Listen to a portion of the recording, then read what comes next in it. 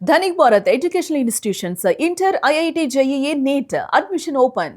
బయటకు పులిలా గర్జిస్తున్న లోపల Trump పిల్లిలా భయపడుతున్నారా? Iran వ్యూహాల ఉచ్చులో చిక్కుకొని బయటపడలేక ప్రస్తుతం ఆయన సతమతమవుతున్నారా? యుద్ధం నుంచి ఎలా బయటపడాలో తెలియక వైట్ హౌస్లో చిందులు వేస్తున్నారా? అవును అంటున్నారు విశ్లేషకులు. వైట్ హౌస్ పీఠంపై ఆయన లెక్కలే వేరు. ప్రపంచానికే బాస్ అన్నట్లుగా సాగే ఆయన వ్యవహార శైలి ఇప్పుడు మరోసారి పరీక్షకు నిలుస్తోంది. ముఖ్యంగా ఇరాన్ విషయంలో ట్రంప్ నమ్ముకున్న హై ప్రెజర్ వ్యూహం ఆయన్నే ఉక్కిరి బిక్కిరి చేస్తోంది. ఆర్థికంగా దిగ్బంధించి యుద్ధం పేరుతో బెదిరిస్తే ఆ దేశం మోకాళ్లపైకి వస్తుందనుకున్నారు. కానీ ఇరాన్ దగ్గరకు వచ్చేసరికి సీన్ పూర్తిగా రివర్స్ అయింది. మొదట బెదిరించడం, వినకపోతే ఆంక్షలతో దెబ్బ కొట్టడం, కుదరకపోతే బల ప్రయోగం చేయడం. ఇది ట్రంప్ వ్యూహం. తనకు వ్యతిరేకంగా ఉన్న దేశాలు, తనకు నచ్చిన పనులు చేసే కంట్రీలపైన ట్రంప్ ఇదే ప్లాన్తో ముందుకు వెళ్తారు. ఇరాన్ విషయంలోనూ అదే చేశారు. కానీ ట్రంప్ పప్పులు ఉడకలేదు. భయపెట్టే దాడులు చేయడం, ఇజ్రాయెల్కు అండగా నిలిచి అగ్రశ్రేణి కమాండర్ ఖాసిం సులేమానీని హతమార్చి కోలుకోలేని దెబ్బ తీశామనుకున్నారు. కానీ ఇరాన్ దారికి రాలేదు. దారికి రాకపోవడమే కాదు, అమెరికాకే చెమటలు పట్టిస్తోంది. దీంతో యుద్ధాన్ని ప్రారంభించిన ట్రంప్ ముగించటం ఎలాగో తెలియక అష్ట కష్టాలు పడుతున్నారు. యుద్ధాన్ని మొదలు పెట్టడం సులభం, దానిని గౌరవప్రదంగా ముగించడం కష్టమని ట్రంప్కి ఇప్పుడు అర్థమవుతుంది. ఇరాన్ ఎదురుదాడికి దిగడం, అమెరికా డ్రోన్లను కూల్చివేయడంతో ట్రంప్ ఒక్కసారిగా డైలమాలో పడిపోయారు.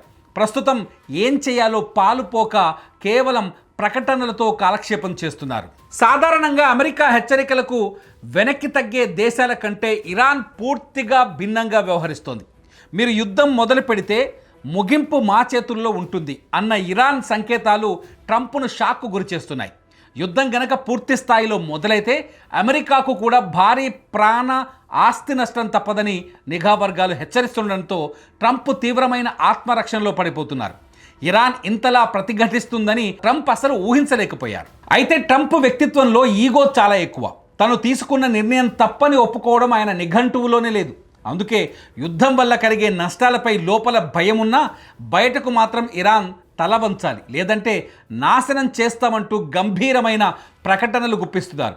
యుద్ధం ఆపాలనే కోరిక మనసులో బలంగా ఉన్నా అది తన ఓటమిగా ప్రపంచం భావిస్తుందేమో అన్న అహం ఆయన్ని అడ్డుకుంటోంది. నిజానికి ట్రంప్ ఒక పక్కా బిజినెస్ మెన్. ఆయనకు బేరసారాలు తెలుసు. కానీ మధ్యప్రాచ్యంలో సుదీర్ఘ కాలం సాగే యుద్ధాల వల్ల వచ్చే పర్యవసనాలు అంచనా వేయటంలో ఇప్పుడు విఫలమవుతున్నారు. ఒకవేళ యుద్ధం ముదిరితే అది తన రాజకీయ భవిష్యత్తు పైన ఎలాంటి ప్రభావం చూపుతుందోనని ఆయన ఆందోళన చెందుతున్నారు. అందుకే ఒకవైపు కయ్యానికి కాలు దుబ్బుతూనే మరోవైపు చర్చల కోసం, రహస్య రాయబారాల కోసం వెతుకులాడుతున్నారు. మొత్తానికి ఇరాన్ను లొంగదీసుకోవాలనుకున్న ట్రంప్ ఆశలు పలకడం లేదు సరికదా? ఆ దేశపు పట్టుదల ముందు ఆయన వ్యూహాలే తలకిందులవుతున్నాయి. బయటకు సింహంలా గర్జించినా లోపల మాత్రం ఈ సుడిగుండం నుంచి ఎలా బయటపడాలి అనే ఆందోళన ఆయన ముఖంలో స్పష్టంగా కనిపిస్తోంది.